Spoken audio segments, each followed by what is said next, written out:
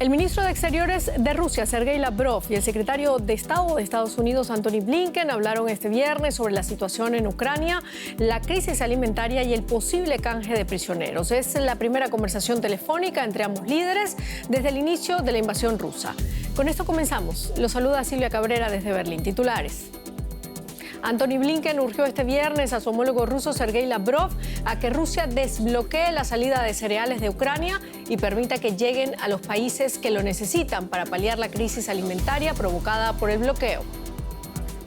Ucrania retoma la actividad en 3 puertos del Mar Negro para volver a exportar grano tras el acuerdo que Moscú y Kiev pusieron para su desbloqueo. El presidente Zelensky dice que solo espera la luz verde de la ONU para reanudar exportaciones. Y el presidente chino Xi Jinping aprovechó una conferencia telefónica con Joe Biden este jueves para lanzar una clara advertencia contra el apoyo a Taiwán. Según medios chinos, Xi dijo a Joe Biden: quien juega con fuego acaba quemándose.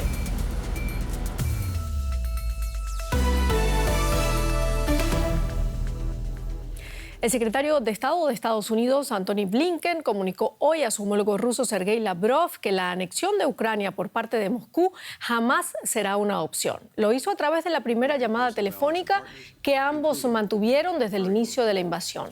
Blinken aseguró haber exigido a Moscú que respete los acuerdos para permitir la salida del grano ucraniano por el Mar Negro.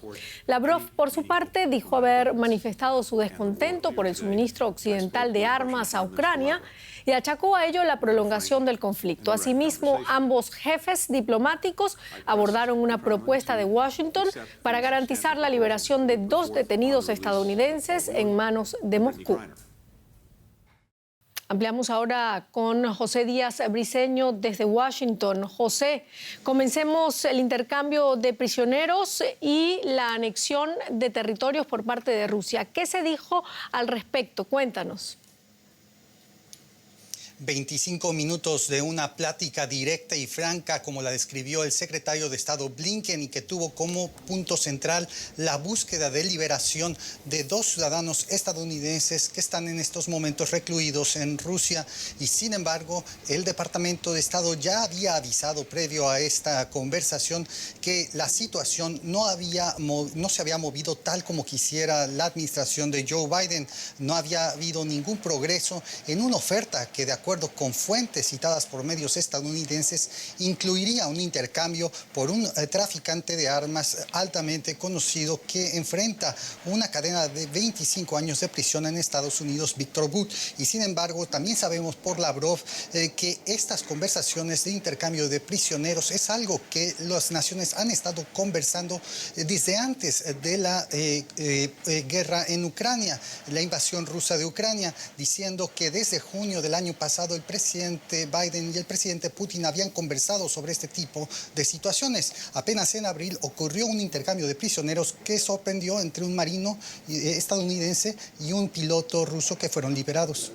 José, otro tema en la agenda fue el de la seguridad alimentaria global, concretamente la salida de grano desde Ucrania. ¿Estas conversaciones se podrían allanar el camino para la salida de los barcos?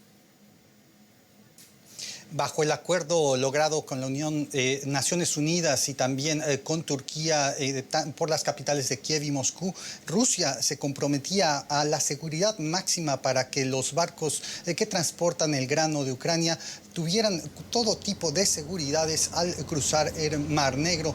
Y sin embargo, sabemos por Naciones Unidas que todavía se detallan las últimas cuestiones para poder facilitar esta exportación. Y sin embargo, Rusia, en esta conversación que sostuvo con el secretario de Estado Blinken, habría dicho que Estados Unidos no ha cumplido con la parte del acuerdo, asegurando que pues básicamente se necesitan facilidades después de que Estados Unidos estableció duras sanciones comerciales y financieras que, de acuerdo con Rusia, hacen difícil la exportación de fertilizantes que son parte del acuerdo. Habrá que ver si hay algún anuncio en ese sentido en los próximos días. Muchísimas gracias, José Díaz Briceño, desde Washington. Bueno, y sobre el terreno, Rusia y Ucrania se acusan mutuamente de bombardear una prisión en Donetsk, donde murieron cerca de 40 prisioneros de guerra ucranianos y otro centenar de personas resultaron heridas. El fiscal general de Ucrania ha abierto una investigación tras el bombardeo y el ministro de Exteriores ucraniano, Dmitry Kuleba, ha pedido a la comunidad internacional que condene esta brutal violación de las leyes humanitarias internacionales. Todo esto mientras el país está listo para reanudar la exportación de cereales y aliviar así la crisis alimentaria mundial. Una gran nube de polvo emerge mientras el grano es cargado en la nave. En el puerto de Odesa, el presidente ucraniano inspecciona los cargamentos antes de su partida. Este es el primer buque que cargamos desde que comenzó la guerra. Estoy delante de un barco turco. Esto significa que el puerto ha empezado a funcionar. Lo más importante es que el puerto esté en marcha y que la gente trabaje. Millones de toneladas de grano ucraniano llevan meses retenidos en silos y barcos bloqueados por Rusia en el Mar Negro, lo que ha disparado su precio. En virtud de un acuerdo auspiciado recientemente por la ONU y Turquía, los buques mercantes deberán entrar y salir con garantías desde los principales puertos ucranianos.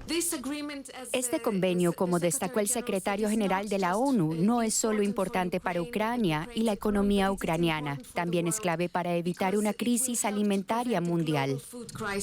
Funcionarios locales aseguran que más de una decena de barcos repletos de grano están listos para partir. Esta noticia esperanzadora ha sido eclipsada por los reportes del bombardeo a una prisión del este del país, controlada por los separatistas prorrusos. El ataque mató a decenas de prisioneros de guerra ucranianos, mientras Moscú y Kiev se acusan mutuamente de la tragedia. Y el enviado especial de Deutsche Welle en Odesa, Matías Bollinger, ha podido grabar en el puerto y nos comenta antes del informativo sobre la posibilidad de que los barcos salgan hoy hacia Turquía. Vamos a escucharlo. En principio parecía que hoy podrían haber zarpado los primeros barcos. Eso no parece verificarse por el momento, pero quizás pronto sea posible. Se acerca el final de la jornada y medios rusos y ucranianos afirman que los primeros buques podrían zarpar mañana. Tanto puertos como buques están listos. Además, hoy una delegación bastante nutrida visitó los puertos, incluidos Zelensky y los embajadores de los países del G7, para resaltar la importancia que esto tiene. También estuvimos presentes y pudimos echar una ojeada. La primera vez que se permite a los medios filmar estos puertos. Es decir, parecen estar tratando de hacer presión sobre Rusia, porque todos en Occidente temen que pueda bloquear los transportes en el último momento. Y cuando Rusia invadió Ucrania, los países occidentales acordaron sanciones contra la economía rusa. El conflicto ha entrado ya en su quinto mes y ¿qué medidas están aplicando? Pues Estados Unidos anunció la prohibición inmediata de las importaciones de petróleo ruso y la Unión Europea dijo que aplicaría esta medida antes de finales de año. Bruselas también anunció planes para prescindir gradualmente del gas ruso. Estados Unidos prohibió la importación de componentes de alta tecnología a Rusia y varios bancos rusos han sido excluidos del sistema internacional de pagos SWIFT. Y aunque las sanciones podrían hacer que la economía rusa se contrajera este año hasta un 10%, lo que no han conseguido hasta ahora es detener la guerra en Ucrania. La guerra en Ucrania entró ya en su quinto mes. Es una agresión sin precedentes que la Unión Europea ha intentado contrarrestar con una serie de sanciones sin parangón hasta el momento. Rechazando el petróleo ruso, eliminando a los bancos rusos del mayor sistema de pagos internacional y congelando los activos de oligarcas rusos. Putin ha movilizado sus fuerzas armadas. Estamos movilizando nuestro poder económico con poderosas sanciones que están hiriendo y triturando la economía rusa. Hasta ahora, el presidente ruso Vladimir Putin no ha dado muestras de que vaya a ceder poniendo fin a la invasión. Y no todos los miembros de la Unión Europea apoyan las sanciones del bloque. Las sanciones no están debilitando a Moscú y, por el contrario, Europa tiene cada vez más problemas. Los precios de la energía se han disparado en toda Europa. Los economistas aseguran que la economía rusa se ha visto muy afectada. Si se observan las estadísticas comerciales procedentes de los niveles inferiores de Rusia, la economía rusa está sufriendo enormemente bajo las sanciones, mucho más que las economías europeas. El hecho de que la Unión Europea no haya eliminado toda la energía rusa de forma inmediata ha suscitado muchas críticas. Esa es la mayor fuente de ingresos del Estado ruso y con el encarecimiento de los precios del petróleo, Rusia adquiere capacidad de defenderse de cualquier sanción en el futuro. Ahora mucho dependerá de la rapidez con que los países de la Unión Europea pongan fin a su dependencia de la energía rusa, encontrando proveedores alternativos, y de la rapidez con la que Rusia pueda establecer nuevos vínculos económicos con países como China e India. Y la ministra alemana de Exteriores, Annalena Baerbock, rechazó este viernes desde Atenas las reivindicaciones territoriales turcas sobre las islas griegas del mar Egeo y pidió a Turquía que respete la soberanía griega. Grecia y Turquía, países fronterizos y miembros de la OTAN, se enfrentan por el espacio aéreo y las zonas marítimas del mar Egeo, donde las tensiones aumentaron recientemente por el descubrimiento de ricas reservas de gas. Baerbock terminó hoy una corta visita en Atenas y voló a Estambul, en donde se reunió con su homólogo turco. Aunque ya dejó clara la posición del gobierno alemán, aboga por el diálogo entre ambas naciones. Belén Palancar con la economía. Gracias, Silvia. Pues sí, vamos con la región. Y es que en Argentina los mercados concedieron un cierto alivio con un fortalecimiento del peso en el mercado paralelo y mejoría en la cotización de bonos tras la designación del hasta ahora presidente de la Cámara de Diputados, Sergio Massa, como nuevo ministro de Economía. La remodelación promovida por el presidente Alberto Fernández trata de poner coto a la alta inflación y frenar la crisis económica. Massa se convierte en el tercer titular de Economía en menos de un mes, tras la dimisión de Silvina Batakis, que había asumido el cargo el pasado 4 de julio. Este viernes, Fernández comunicó que había mantenido una comunicación telefónica con la directora del Fondo Monetario Internacional, Kristalina Georgieva, para hablar sobre estos cambios en su gabinete. Sin embargo, un vocero del organismo ha negado que existiera tal comunicación. Pues nos vamos ahora hasta Nueva York para hablar sobre este asunto con Jesús García.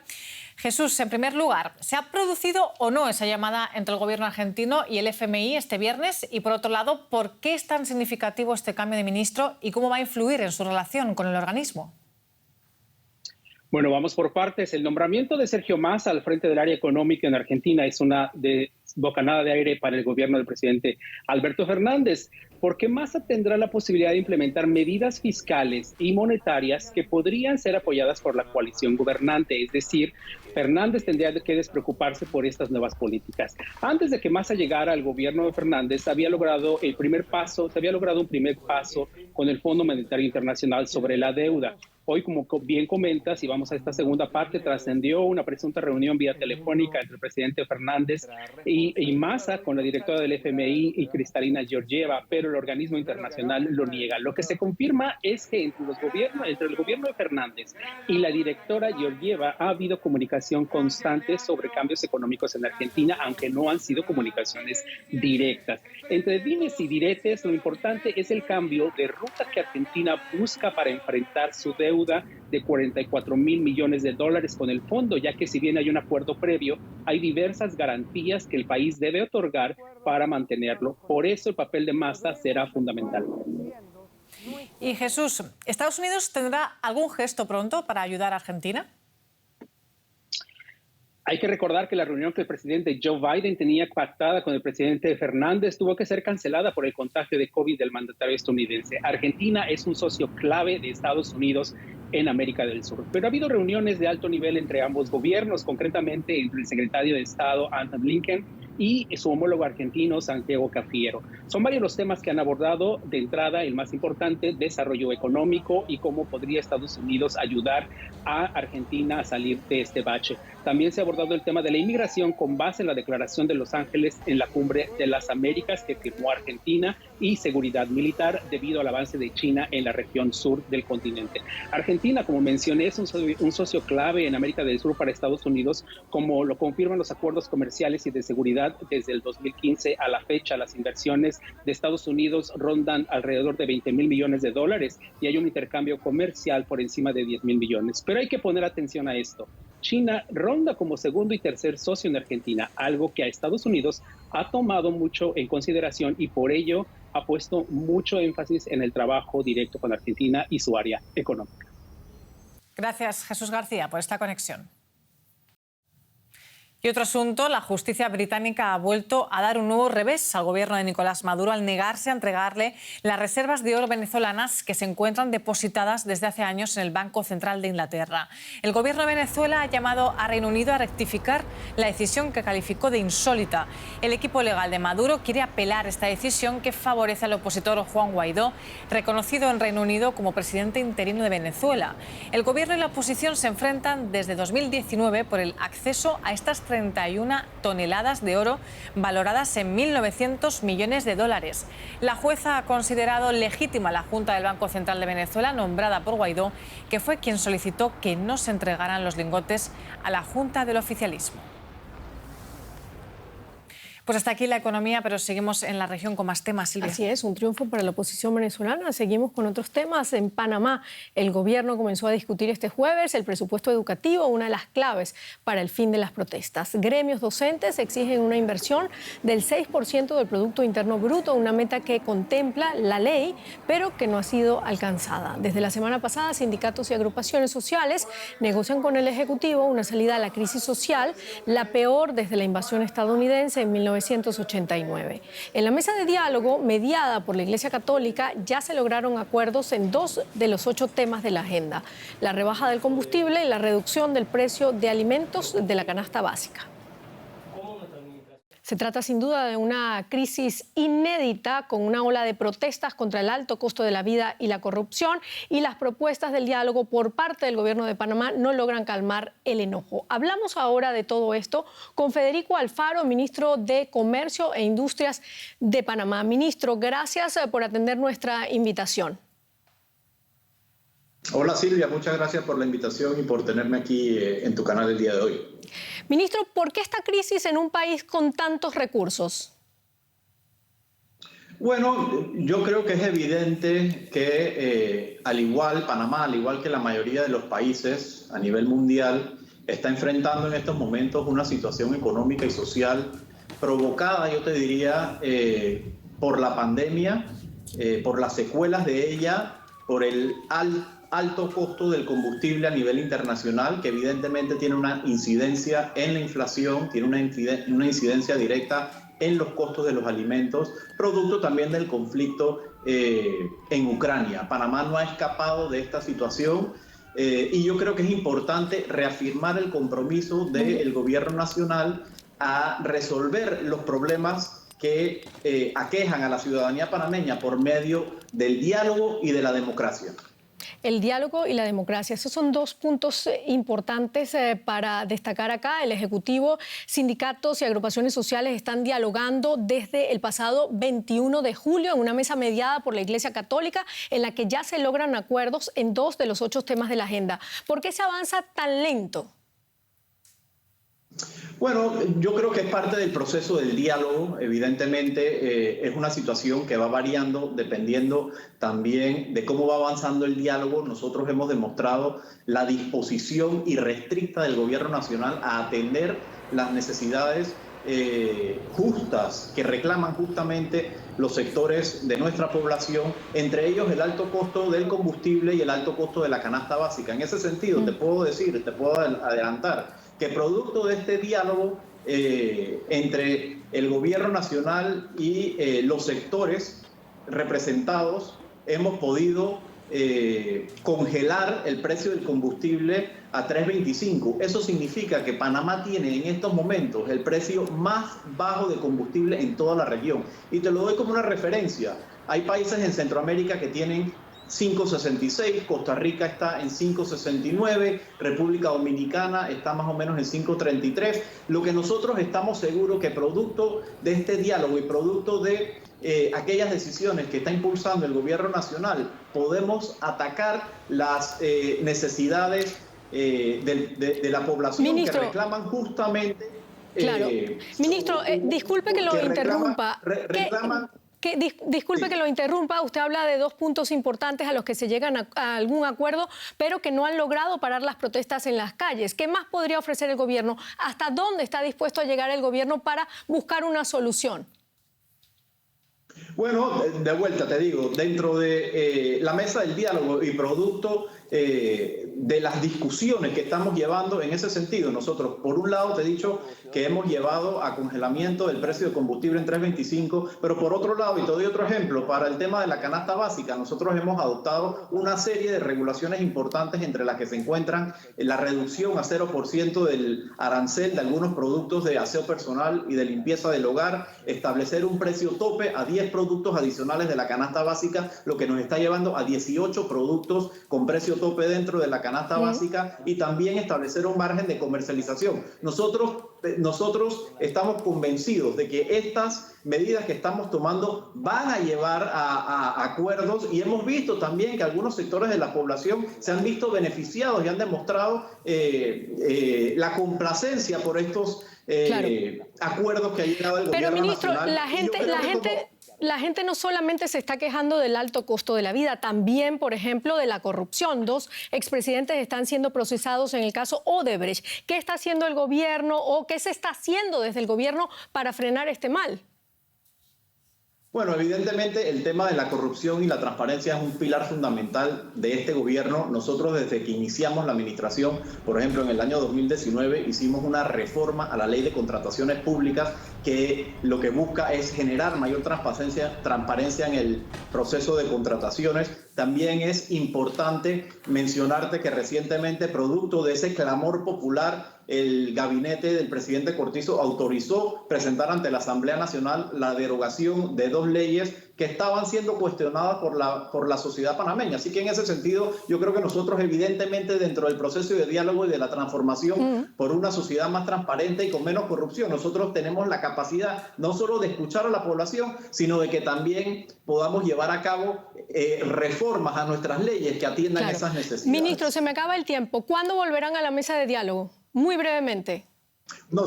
Nosotros continuamos constantemente en la mesa del diálogo, bajo ninguna circunstancia hemos abandonado la mesa del diálogo, pero yo creo que es importante mencionar que estamos comprometidos a que esa mesa del diálogo también cuente con la participación del sector privado y de los sectores productivos, que deben de tener una voz y un voto en esa mesa del diálogo. Muchísimas gracias, ministro Federico Alfaro, ministro de Comercio e Industrias de Panamá. Gracias, Silvia.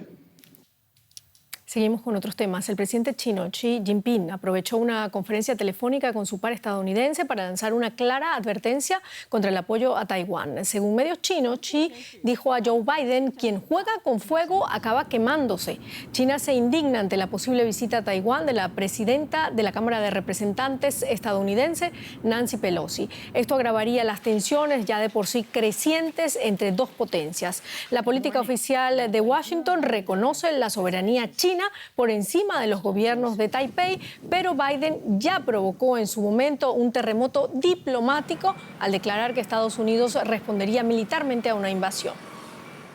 Pekín está respondiendo airadamente a lo que dice que es una provocación. Analizamos el tema con Adrián Foncillas desde Pekín. Adrián, ¿cómo ha reaccionado la prensa china sobre la conversación entre Biden y Xi Jinping, y especialmente sobre ese tema que profundiza las tensiones entre ambos países, la posible visita de Nancy Pelosi a Taiwán? Bueno, ha sido una semana con editoriales inflamados por el posible viaje de Pelosi, y hoy al fin se ha recuperado cierto sosiego.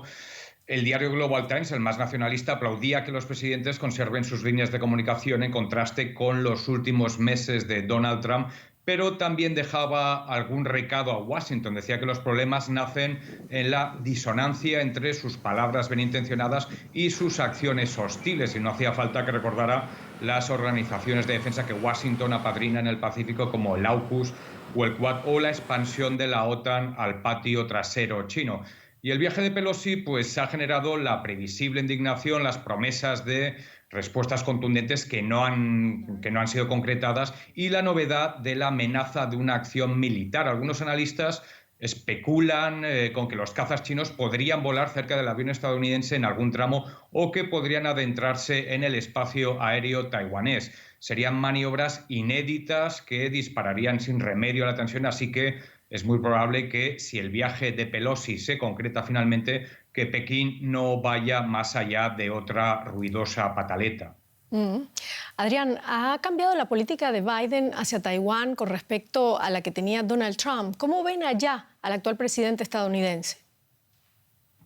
Bueno, no ha cambiado mucho. Han seguido las ventas periódicas de armas y las visitas de funcionarios. Lo que sí que Pekín percibe es una tendencia inquietante porque se han cruzado líneas que antes se respetaban. 3 veces en un año, 3, ha afirmado Biden que acudirá al auxilio militar de Taiwán si es atacada por China. Y ese compromiso es inédito porque el Acta estadounidense de Relaciones con Taiwán de 1979 solo contempla la gaseosa declaración de que le suministrará los medios para defenderse. Si eso implica o no la intervención militar estadounidense es algo que ningún presidente ha aclarado en 4 décadas. Y 3 veces, ha tenido que salir el equipo de prensa de la Casa Blanca para corregir a su presidente, para acusar a los periodistas de malinterpretar sus palabras y para asentar la vigencia de la ambigüedad estratégica. Así que esas tercas equivocaciones de Biden en una cuestión tan básica permiten 2 lecturas.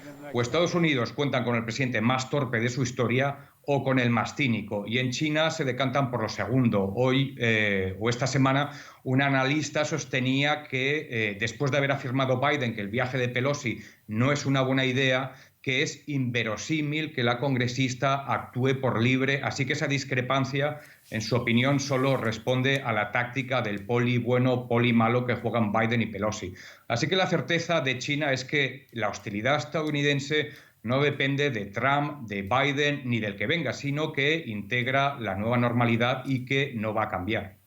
Interesante análisis. Muchísimas gracias, Adrián Foncilla, desde Pekín.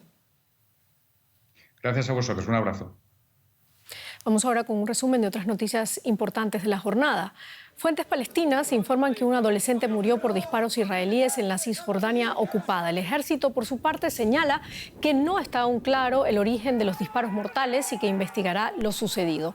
Los hechos tuvieron lugar durante una protesta contra la ampliación de asentamientos. La Fiscalía Española pedirá 8 años de prisión para la cantante Shakira después de que ésta rechazara un acuerdo por las acusaciones de presunto fraude fiscal. Las autoridades acusan a Shakira de 4 delitos contra la hacienda pública entre el 2012 y el 2014. Un acuerdo antes del juicio es aún posible. Y con eso terminamos nuestro informativo. Gracias por habernos acompañado. Hasta luego.